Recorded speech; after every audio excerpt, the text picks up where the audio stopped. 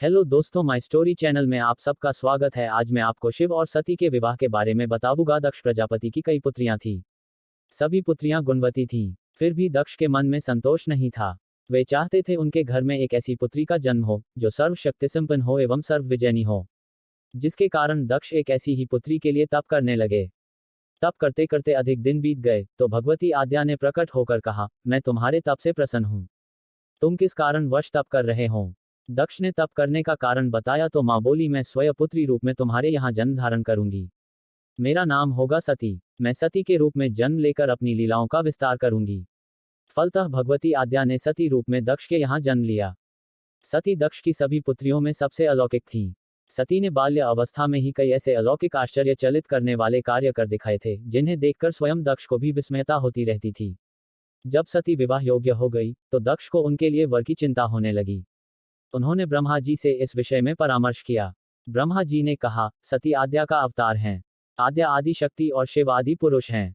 अतः सती के विवाह के लिए शिव ही योग्य और उचित वर हैं। दक्ष ने ब्रह्मा जी की बात मानकर सती का विवाह भगवान शिव के साथ कर दिया। सती कैलाश में जाकर भगवान शिव के साथ रहने लगी। भगवान शिव के दक्ष के दामाद थे, किंतु एक ऐसी घटना घटित हो गई जिसके कारण दक्ष के हृदय में भगवान शिव के प्रति बैर और विरोध भाव पैदा हो गया। एक बार देवलोक में ब्रह्मा ने धर्म के निरूपण के लिए एक सभा का आयोजन किया था। सभी बड़े बड़े देवता सभा में एकत्र हो गए थे। भगवान शिव भी इस सभा में बैठे थे। सभा मंडल में दक्ष का आगमन हुआ। दक्ष के आगमन पर सभी देवता उठकर खड़े हो गए, पर भगवान शिव खड़े नहीं हुए।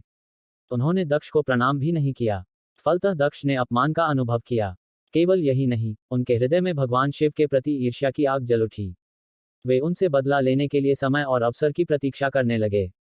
एक बार सती और शिव कैलाश पर्वत पर बैठे हुए परस्पर वार्तालाप कर रहे थे। उसी समय आकाश मार्ग से कई विमान कंखल की ओर जाते हुए दिखाई पड़े। सती ने उन विमानों को देखकर भगवान शिव से पूछा, प्रभो, ये सभी विमान किसके हैं और कहाँ जा रहे हैं? भगवान शक्र ने उत्तर दिया, आपके पिता ने बहुत बड़े यज्ञ का आयोजन किया है। समस्त देवता और देवांगनाएं इन विमानों में बैठकर उसी यज्ञ में सम्मिलित होने के लिए जा रहे हैं। इस पर सती ने दूसरा प्रश्न किया, क्या मेरे पिता ने आपको यज्ञ में सम्मिलित होने के लिए नहीं बुलाया? भगवान शंकर ने उत्तर दिया, आपके पिता मुझसे बैर रखते हैं, फिर वे मुझे क्यों बुलाने लगे? सती मन ही मन सोचने लगी, फिर बोली, यज्ञ के इस अवसर पर अवश्य मेरी सभी बहनें आएंगी। उनसे मिले हुए बहुत दिन हो गए। यदि आपकी अनुमति हो तो मैं भी अपने पिता के घर जाना चाहती हूँ। यज्ञ में सम्मिलित हो लूंगी और बहनों से भी मिलने का सुअवसर मिलेगा। भगवान शिव ने उत्तर दिया, इस समय वहां जाना उचित नहीं होगा। आपके पिता मुझसे जलते हैं, हो सकता है वे आपका भी अपमान करें। बिना बुलाए किसी के घर जाना उचित नहीं होता है। इस पर सती ने प्रश्न किया, ऐसा क्यों?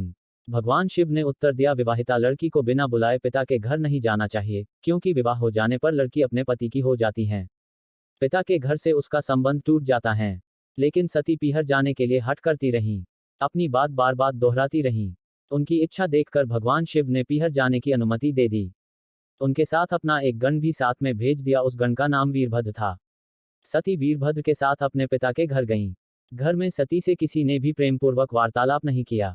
दक्ष ने उन्हें देखकर कहा, तुम क्या यहाँ मेरा अपमान कराने आई हो?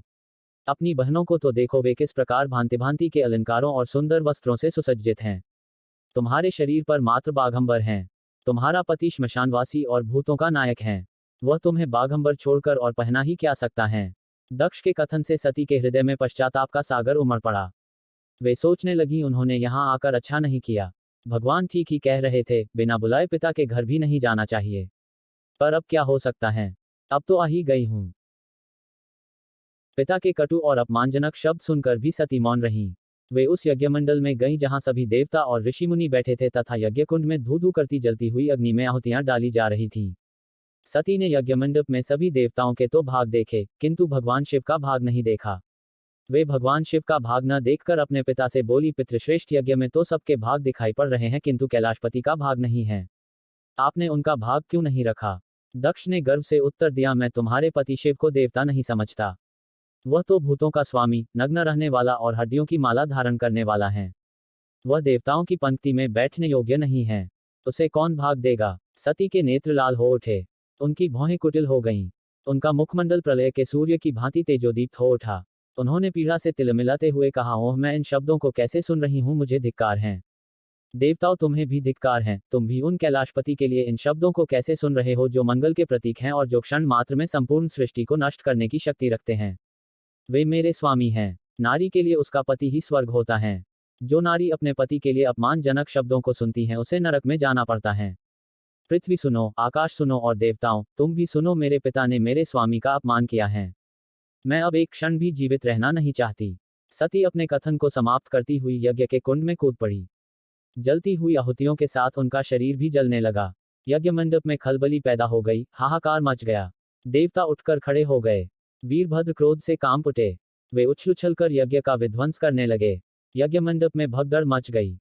देवता और ऋषि मुनि भाग खड़े हुए। वीरभद्र ने देखते ही देखते दक्ष का मस्तक काटकर फेंक दिया। समाचार भगवान शिव के कानों में भी पड़ा।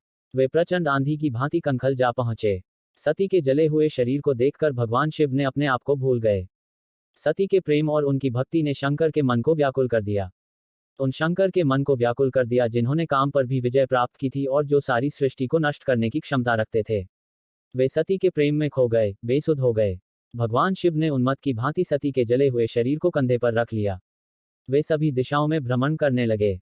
शिव और सती के इस अलौकिक प्रेम को देखकर पृथ्वी रुक गई, हवा रुक गई, जल का प्रवाह ठहर गया और रुक गई देवताओं की सांसें।